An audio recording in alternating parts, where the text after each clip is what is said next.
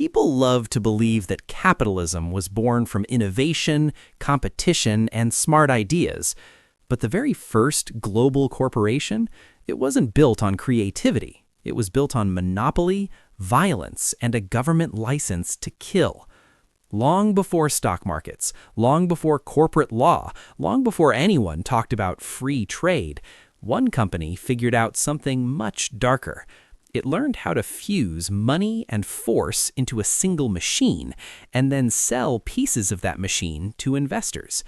Most of us grow up thinking markets evolved naturally, that people traded freely and over time things just became more efficient and rational. It's a comforting story, but it's not the full truth. Because the financial system we live inside today didn't start with freedom. It started with control. To understand modern capitalism, we have to go back to something sitting quietly in your kitchen, something you sprinkle on food without thinking: spices. In the 1600s, spices weren't just for flavor. They were preservatives in a world without fridges, medicine in a world without antibiotics, status symbols in rigid social hierarchies. Nutmeg, cloves, cinnamon. A tiny bag in Europe could be worth more than gold. Control spices, and you controlled economies. The problem, almost all of them came from a few tiny islands in Southeast Asia. Whoever controlled those islands controlled supply, and whoever controlled supply controlled price. At first, Europeans competed. Portuguese ships raced Dutch ships. Merchants undercut each other. Some voyages made fortunes. Others came back bankrupt, or never came back at all. Trade was chaotic, risky, unpredictable.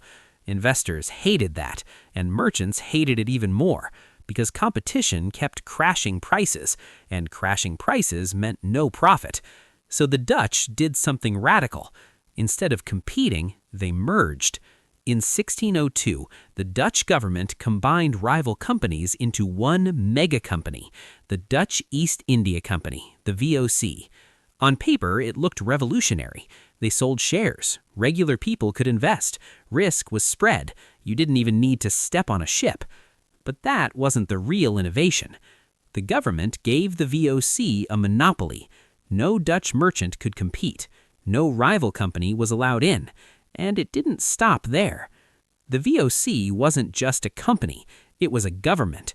It could wage war, build forts, sign treaties, imprison enemies, execute smugglers. This wasn't business inside a state. This was a state owned by shareholders. Nothing says free market like banning everyone else. Once the monopoly was secured, profit became simple: control supply, restrict output, keep prices high. Anyone who threatened that system wasn't competition. They were an obstacle. On the Banda Islands, the world's only nutmeg source, locals were forced to sell only to the VOC at prices set by the VOC. When they resisted, villages burned, massacres followed, survivors enslaved, foreign labor brought in. They even destroyed nutmeg trees on purpose, not because they were useless, but because abundance was bad for business. Scarcity wasn't a bug, it was the feature. Back in Amsterdam, investors saw none of this. They just saw dividends, clean balance sheets, rising share prices. Violence stayed overseas. Profits came home. And here's the real innovation. For the first time in history, thousands of people could profit from violence without witnessing it, without participating in it, without feeling responsible. Blood never touched their hands, only money did. This is capitalism learning to scale. The VOC turned brutality into returns, force into dividends, suffering into spreadsheets. And it worked. The Dutch got rich. Amsterdam became a financial hub. The VOC became the most powerful company on earth. Others copied it. British companies, French companies, monopolies backed by states, trade mixed with conquest, markets shaped by power. Eventually, the VOC collapsed. Corruption, mismanagement, too big to control. By 1799, it was nationalized. On paper, it failed, but its logic survived, because modern finance still runs on the same ideas: distance from consequences, abstract risk, Power concentrated and hidden behind complexity. Profits private. Costs shared by everyone else. Different tools, cleaner language, same incentives. So when corporations get special protections, when competition quietly disappears, when accountability gets buried under bureaucracy, you're seeing the VOC's shadow. Free markets? Mostly a myth. Markets are designed. Rules are written. Power decides who benefits. The VOC wasn't evil because it was unique. It was brutal because brutality paid. Systems don't produce outcomes by accident. They follow incentives. And incentives don't care about intentions. Capitalism isn't nature, it's human engineering.